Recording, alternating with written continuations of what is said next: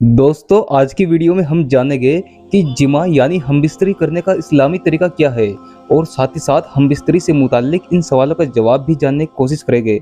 जैसे हमबिस्तरी की अहमियत क्या है, पीरियड्स यानी हैज की हालत में हमबिस्तरी करने का गुनाह क्या है और इसका कफ़ारा क्या अदा करना होता है। हमबिस्तरी के दौरान जिनसी कुव्वत यानी शहवत भड़काने वाली दवाइयों का इस्तेमाल करना कैसा है और हमल के दौरान हमबिस्तरी करनी चाहिए या नहीं। ऐसे ही सभी सवालों के जवाब जानने के लिए वीडियो को आखिर तक जरूर देखें और हमारे चैनल ग्रीन लाइफ वॉइस को सब्सक्राइब करें।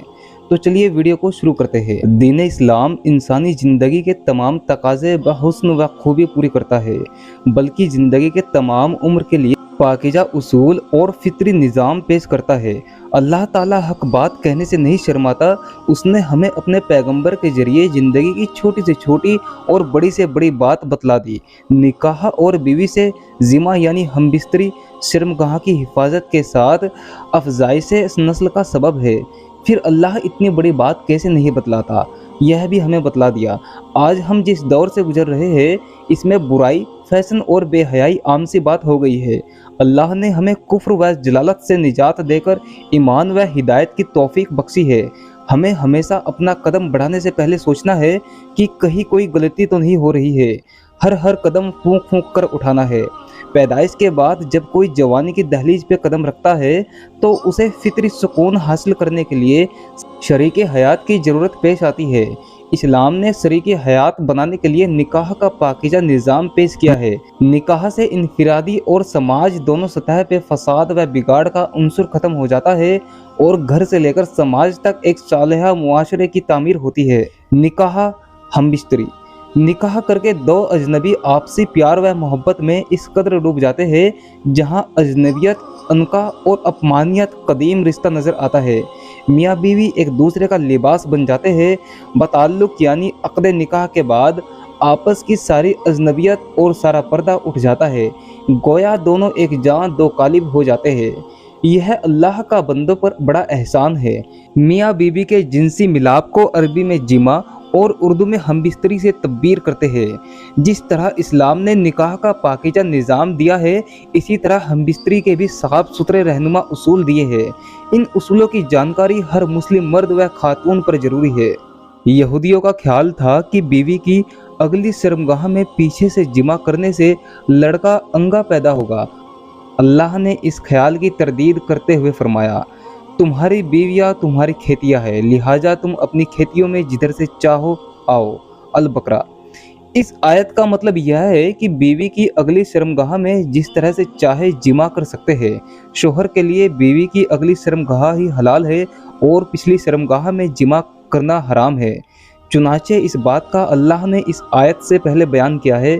अल्लाह का फरमान है, आपसे हैज के बारे में सवाल करते हैं, कह दीजिए कि वह गंदगी है। हालात हैज में औरतों से अलग रहो और जब तक वह पाक ना हो जाए इनके करीब ना जाओ। हाँ, जब वह पाक हो जाए तो उनके पास जाओ जहाँ से अल्लाह ने तुम्हें इजाज़त दी है। अल्लाह तौबा करने वालों को और पाक रहने वालों को पसंद फरमाता है। अल बकरा। यहाँ पर अल्लाह हुक्म दे रहा है कि हैज की हालत में बीवी से जिमा ना करो। याद रखें, बीवी से इस्लामी तरीके से जिमा करना भी बाइस सवाब है। नबी करीम सल्लल्लाहु तआला अलैहि वसल्लम का फरमान है, और बीवी से जिमा करते हुए तुम्हारे उज़ू में सदका है। सहाबा किराम ने पूछा, ए अल्लाह के रसूल, हम में से कोई अपनी ख्वाहिश पूरी करता है तो क्या इसमें भी अज्र मिलता है? आप सल्लल्लाहु तआला अलैहि वसल्लम ने फरमाया, बताओ, अगर वह यह ख्वाहिश हराम जगह पूरी करता तो क्या उसे इसका गुनाह होता? इसी तरह जब वह इसे हलाल जगह पूरी करता है तो उसके लिए अज्र है। सही मुस्लिम। हमबिस्तरी के चंद आदाब व मसाइल। हमबिस्तरी की अहमियत। हमबिस्तरी शहवत रानी नहीं है, बल्कि ज़ौजैन के लिए सुकून कल्ब और राहत जान है। इसलिए कबल अज़ जिमा शौहर बीवी से खुश तबाई की बात करे और जिमा के लिए जहनी तौर पर और जिस्मानी तौर पर राजी करे। हमबिस्तरी की जगह। हमबिस्तरी की जगह आवाज़ सुनने वाला और देखने वाला कोई ना हो, यानी ढकी छुपी जगह हो। हैज की हालत में हमबिस्तरी करने का गुनाह और कफ़ारा। बहालत इहराम और बहालत रोज़ा जिमा ममनू यानी मना है। बाकी दिन व रात के किसी भी हिस्से में जिमा यानी हमबिस्तरी कर सकते हैं। حالت حیض اور حالت نفاس میں صرف جمع کرنا منع ہے، مگر جمع کے علاوہ بیوی سے لذت اندوز پیش آنا جائز ہے۔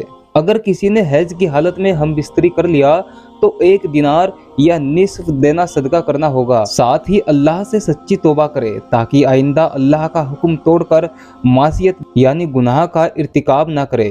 یہی حکم نصاف کی حالت میں ہم بستری کا ہے، البتہ صحیح قول کی روشنی میں مستحاج میں جمع کرنا جائز ہے۔